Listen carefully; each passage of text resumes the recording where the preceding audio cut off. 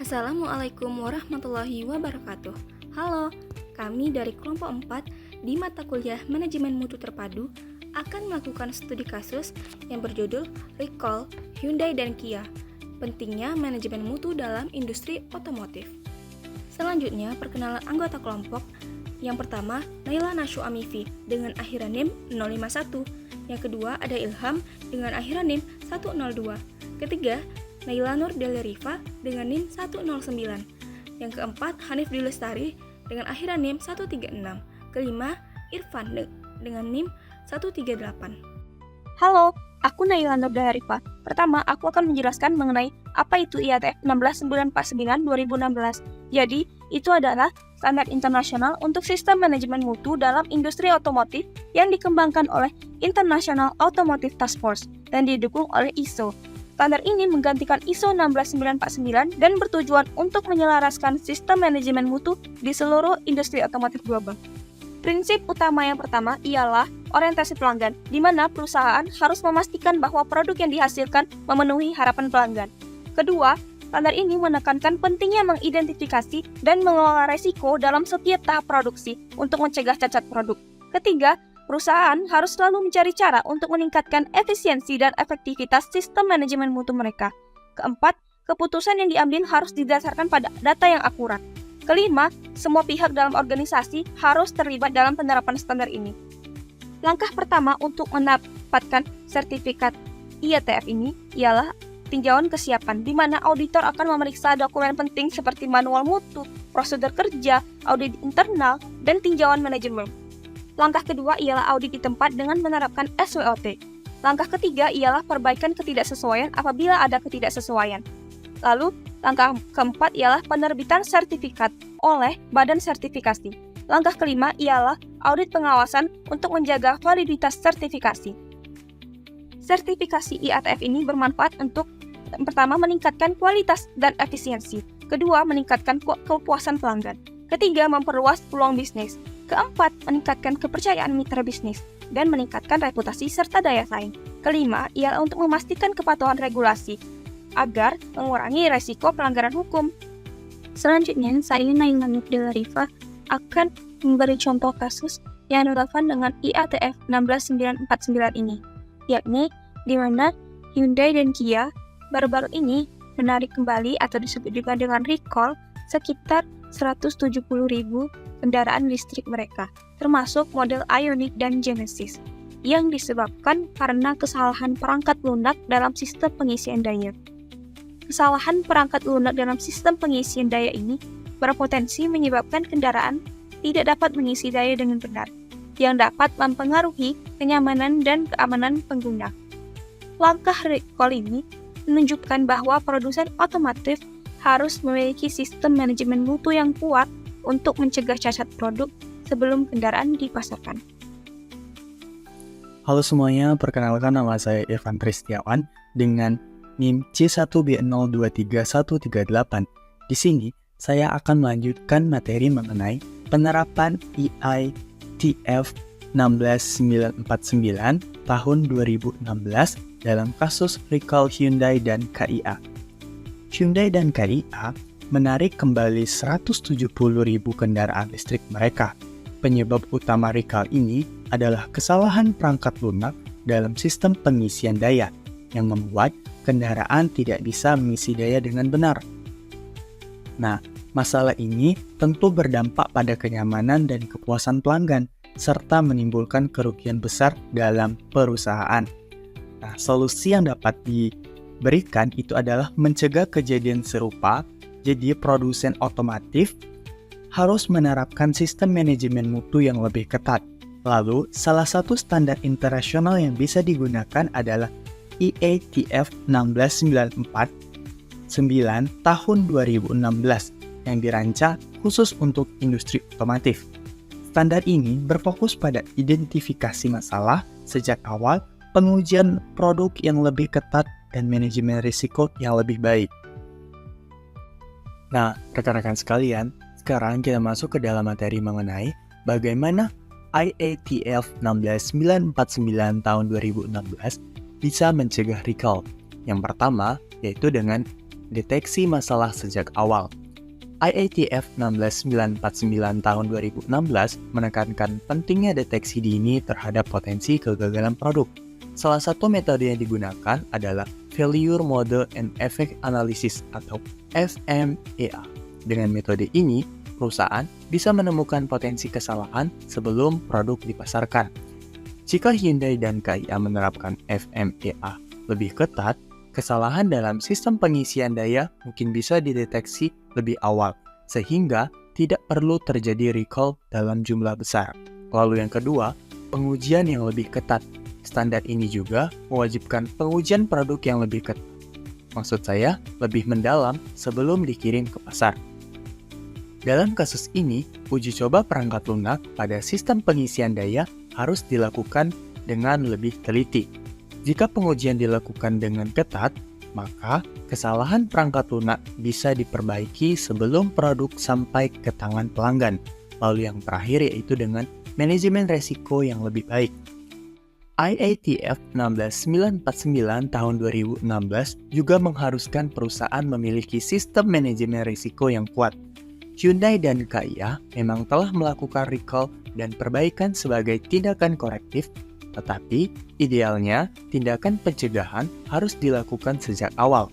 Untuk itu, tim audit rutin, inspeksi kualitas, dan pengujian berkala harus diterapkan agar kesalahan seperti ini tidak terulang di masa yang depan. Baik, selanjutnya saya Ilham akan menjelaskan bagaimana sih kasus ini dapat berpengaruh terhadap kualitas dan berpengaruh terhadap kepuasan konsumen. Nah, yang pertama, bagaimana sih pengaruh terhadap kualitas? Yang pertama adalah kredibilitas teknologi dipertanyakan. Kendaraan listrik mengandalkan sistem elektronik yang kompleks, dan kegagalan dalam unit kontrol pengisian daya menunjukkan bahwa ada potensi kelemahan dalam desain atau proses manufaktur. Meskipun setiap produsen otomotif dapat mengalami recall, kejadian ini tetap menjadi perhatian karena berhubungan langsung dengan keamanan dan keandalan kendaraan. Nah, yang kedua, keamanan produk terganggu. Kendaraan yang tiba-tiba kehilangan daya saat berkendara bukan hanya masalah kualitas, tetapi juga risiko keselamatan. Dalam skenario ekstrim, pengemudi bisa mengalami kecelakaan jika mobil kehilangan tenaga di jalan raya atau dalam kondisi lalu lintas yang padat. Hal ini menurunkan kepercayaan konsumen terhadap standar keselamatan Hyundai dan Kia. Selanjutnya yang ketiga ada pengaruh terhadap inovasi dan R&D. Dari perspektif industri, recall ini menunjukkan perlunya peningkatan dalam riset dan pengembangan R&D. Hyundai dan Kia mungkin perlu memperketat pengujian komponen elektronik mereka sebelum kendaraan diproduksi secara massal. Jika tidak, mereka berisiko mengalami lebih banyak masalah di masa depan yang dapat menghambat inovasi mereka di pasar kendaraan listrik. Selanjutnya, pengaruh terhadap kepuasan konsumen. Yang pertama, ketidaknyamanan dan gangguan bagi pemilik kendaraan. Pemilik mobil yang terkena recall harus membawa kendaraan mereka ke dealer resmi untuk pemeriksaan dan perbaikan. Proses ini bisa memakan waktu dan menjadi gangguan besar bagi pelanggan yang mengandalkan mobil mereka untuk kegiatan sehari-hari. Selanjutnya, penurunan kepercayaan terhadap merek. Konsumen yang telah membeli mobil Hyundai atau Kia dengan harapan mendapatkan kendaraan berkualitas tinggi mungkin merasa dikecewakan oleh adanya masalah teknis ini. Jika penanganan recall tidak dilakukan dengan transparan dan cepat, mereka bisa kehilangan kepercayaan terhadap merek tersebut dan mempertimbangkan kembali untuk beralih ke merek lain. Yang ketiga, ada potensi penurunan loyalitas pelanggan. Banyak konsumen membeli kendaraan berdasarkan pengalaman sebelumnya dengan merek tertentu. Jika mereka merasa tidak puas dengan penanganan recall atau mengalami masalah berulang, mereka mungkin tidak akan membeli kendaraan Hyundai atau Kia lagi di masa depan. Yang keempat, dampak terhadap nilai jual kembali.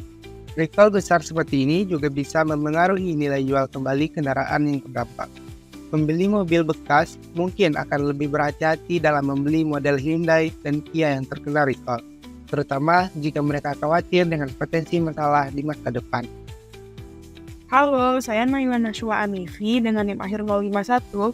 Di sini nih Naila mau ngejelasin apa sih tindakan pelayanan atau solusi dari Hyundai. Yang pertama, pembaruan perangkat lunak atau software update. Jadi Hyundai ini ngelakuin pembaruan perangkat lunak pada komponen ICCU untuk meningkatkan kualitas pengisian baterai pada kendaraan listrik mereka. Proses pembaruan ini bertujuan untuk memastikan pengisian daya baterai yang lebih optimal dan juga mencegah potensi masalah di masa mendatang. Yang kedua, pelaksanaan program recall. Hyundai mengumumkan program penarikan kembali atau recall untuk model Ioniq 5 dan Ioniq 6 di Indonesia.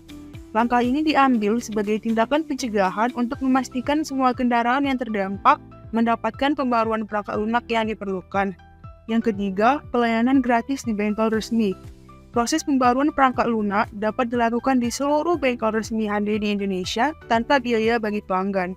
Pembaruan ini memerlukan waktu sekitar 20 menit dan dilakukan oleh teknisi yang tersertifikasi Hyundai. Yang keempat, komunikasi proaktif dengan pelanggan. Jadi Hyundai ini berkomunikasi dengan pelanggan yang terdampak melalui berbagai saluran, termasuk surat resmi, media massa, dan juga situs resmi Hyundai untuk menginformasikan tentang program recall dan langkah-langkah yang harus diambil. Pelanggan juga dapat menghubungi Hyundai Call Center untuk informasi lebih lanjut atau mengunjungi dealer resmi Hyundai untuk melakukan pembaruan perangkat lunak. Yang terakhir atau yang kelima yaitu jaminan garansi dan dukungan lanjutan. Jadi Hyundai ini memastikan kalau semua kendaraan yang terdampak masih dalam masa garansi, jadi itu mereka nggak perlu khawatir atas biaya perbaikan ataupun pembaruan. Hyundai juga berkomitmen untuk terus memantau dan memberikan dukungan lanjutan kepada pelanggan untuk memastikan kendaraan mereka beroperasi dengan aman dan optimal. Masih bersama saya, Naila Nashwa Amifi dengan NIM akhir 051. Jadi saya mau menjelaskan nih apa sih tindakan pelayanan atau solusi dari Kia. Kalau untuk Kia ini dia melakukan beberapa langkah. Yang pertama, pembaruan perangkat lunak atau software update sama seperti Hyundai tadi. Jadi, Kia ini melakukan pembaruan perangkat lunak pada Integrated Charging Control Unit atau ICCU untuk mengatasi potensi kehilangan daya saat berkendara. Proses ini bertujuan untuk meningkatkan stabilitas dan efisiensi sistem pengisian daya. Yang kedua, penggantian komponen jika diperlukan. Jadi, jika setelah pembaruan perangkat lunak masih ditemukan masalah pada ICCU, Kia ini siap mengganti komponen tersebut tanpa biaya bagi pelanggan. Ini dilakukan untuk memastikan kendaraan tetap berfungsi dengan baik dan aman digunakan. Yang ketiga, komunikasi dengan pelanggan. Kia telah menghubungi pelanggan yang terdampak melalui berbagai saluran komunikasi termasuk email, surat resmi, dan pengumuman di situs web mereka. Hal ini bertujuan agar pelanggan mengetahui langkah-langkah yang harus mereka lakukan untuk mengikuti proses recall. Yang keempat, layanan di dealer resmi. Pemilik kendaraan yang terdampak dapat membawa mobil mereka ke dealer resmi Kia untuk mendapatkan perbaikan. Teknisi Kia yang telah tersertifikasi akan menangani proses pembaruan dan penggantian komponen jika diperlukan. Yang kelima, jaminan tanpa biaya. Seluruh proses recall, termasuk pembaruan perangkat lunak dan penggantian komponen, dilakukan tanpa biaya bagi pelanggan. Ini menunjukkan komitmen Kia dalam menjaga kepuasan dan keselamatan konsumennya. Baik, saya Hanif Delastari dengan NIM akhir 136 akan melanjutkan materi yaitu inovasi pengembangan produk. Yang pertama, peningkatan sistem perangkat lunak ICCU. Salah satu langkah yang perlu dilakukan oleh Hyundai dan Kia adalah peningkatan sistem perangkat lunak ICCU. Komponen ini diketahui menjadi masalah utama terjadinya kehilangan daya secara tiba-tiba pada saat kendaraan dikemudikan. Oleh karena itu, pengembangan perangkat lunak ICCU yang lebih stabil dan tahan terhadap kesalahan sangat diperlukan, bertujuan untuk meningkatkan keamanan dan kenyamanan pengguna. Yang kedua, optimalisasi pembaruan perangkat lunak secara over the air atau jarak jauh. Dengan fitur ini, perusahaan dapat memperbaiki sistem secara langsung tanpa mengharuskan konsumen membawa kendaraannya ke bengkel, sehingga lebih efisien dan responsif terhadap potensi masalah. Yang ketiga, pengembangan fitur deteksi dini dan notifikasi real-time. Pengembangan fitur deteksi dini yang mampu memberikan notifikasi secara real-time di dalam sistem kendaraan. Fitur ini akan membantu pengemudi mengidentifikasi potensi gangguan daya listrik atau ketidakseimbangan kinerja ICCU sebelum terjadi kerusakan yang lebih serius. Baik, selanjutnya saya akan menjelaskan rumusan rekomendasi. Yang pertama, peningkatan pengujian internal produk. Untuk memastikan keamanan dan kualitas produk, Hyundai dan Kia perlu meningkatkan pengujian internal secara menyeluruh, terutama terhadap perangkat lunak dan komponen penting seperti ICCU. Pengujian yang lebih ketat dapat meminimalisir terjadinya kesalahan teknis yang berdampak besar setelah produk dipasarkan. Yang kedua, sikap responsif terhadap masalah produk. Perusahaan perlu mempertahankan sikap responsif dalam menghadapi masalah produk. Langkah Hyundai dan Kia dapat melakukan recall serta memperbarui sistem ICCU di Korea Selatan merupakan bentuk tanggung jawab yang patut diapresiasi. Praktik seperti ini dapat memperkuat kepercayaan konsumen dan mencerminkan komitmen terhadap keselamatan pengguna. Yang ketiga, peningkatan edukasi terhadap konsumen. Edukasi kepada konsumen harus ditingkatkan. Pemilik kendaraan perlu diberikan informasi yang jelas dan mudah dipahami mengenai cara penanganan permasalahan, prosedur recall, serta pentingnya melakukan pembaruan sistem secara berkala demi menjaga performa dan keamanan kendaraan. Baik, selanjutnya saya akan membacakan kesimpulan. Penarikan kembali motor listrik Hyundai dan Kia akibat kesalahan sistem pengisian daya menegaskan pentingnya penerapan standar mutu seperti IATF. Standar ini berperan dalam mendeteksi potensi kegagalan sejak awal, mengendalikan proses produksi, dan menjamin kualitas serta keselamatan produk. Recall tidak hanya berdampak teknis, tetapi juga menurunkan kepercayaan dan loyalitas konsumen. Oleh karena itu, penerapan standar mutu yang konsisten, pengujian yang ketat, edukasi konsumen, serta pengembangan teknologi yang andal menjadi strategi yang penting untuk menjadi reputasi dan kepuasan pelanggan di era kendaraan listrik. Nah, itulah dia hasil presentasi dari kami. Apabila ada kekurangan kata maupun salah pengucapan, kami mohon maaf. Kami akhiri. Wassalamualaikum warahmatullahi wabarakatuh. Sampai jumpa semuanya. Bye-bye.